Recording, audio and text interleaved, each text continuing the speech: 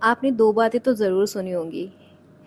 एक तो ये कि हमेशा आँखों देखी पर ही यकीन करें, और दूसरा, ज़िंदगी हमेशा हमें सिखाती रहती है।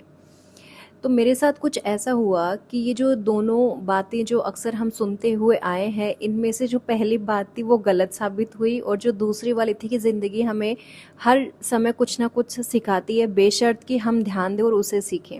मेरे साथ जो इंसिडेंट हुआ था, मैं आपके साथ में वो शेयर करती हूँ। तो हुआ ये कि जैसे गर्मियों की छुट्टियां शुरू हुई, मैं और मेरे हस्बैंड हम जोधपुर से जयपुर के लिए ट्रेन का वेट कर रहे थे जोधपुर रेलवे स्टेशन पे।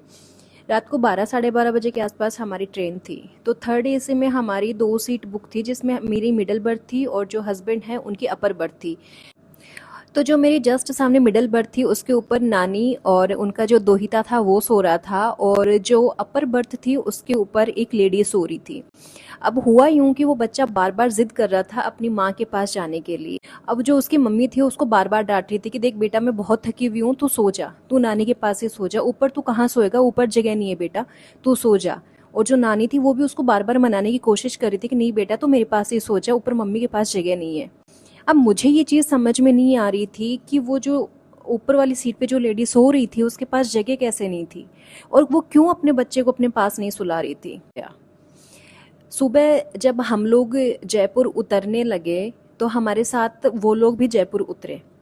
जब वो माँ ऊपर सीट से नीचे उतर के आ रही थी, तब नीचे उतरने के बाद उन्होंने फिर से ऊपर हाथ किए किसी को लेने के लिए। मैं बड़ी हैरान रह गई, मैंने कहा ऊपर और क्या है ऐसा। उनके पास एक छोटा बच्चा और था, और वो छोटा बच्चा सो रहा था दीवार के सहारे, और जो मदर थी वो थी मेरी तरफ। इसलिए वो माँ अपने बच्चे को अपने पास नहीं सुला रही थी।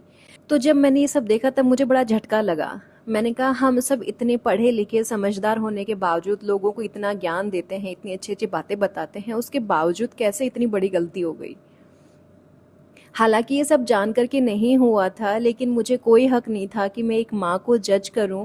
तो इसलिए मुझे ये सीख उस दिन मिली कि कई बार ये होता है कि आंखों देखा भी कई बार पूरी तरीके से सच नहीं होता है। तो इसलिए अगर आप आंखों देखी हुई चीज़ों पर भी अगर यकीन करना चाहते हैं, और अगर किसी निर्णय पर या किसी राय पर पहुंचना चाहते हैं, तो मेरी आप सभी से ये विनती है कि प्लीज़ थोड़ा सा रुक जाइए, थोड़ा सा टाइम लीजिए, और उसके बाद जो आपका निर्णय है वो लीजिए। अगर सीख लिया है तो उसको लाइफ में आगे ज़रूर इम्प्लीमेंट करना। आप इस बात से अग्री करते हैं या नहीं करते, मुझे कमेंट सेक्शन में ज़रूर बताइएगा। मिलते हैं आपसे नेक्स्ट वीडियो में। धन्यवाद।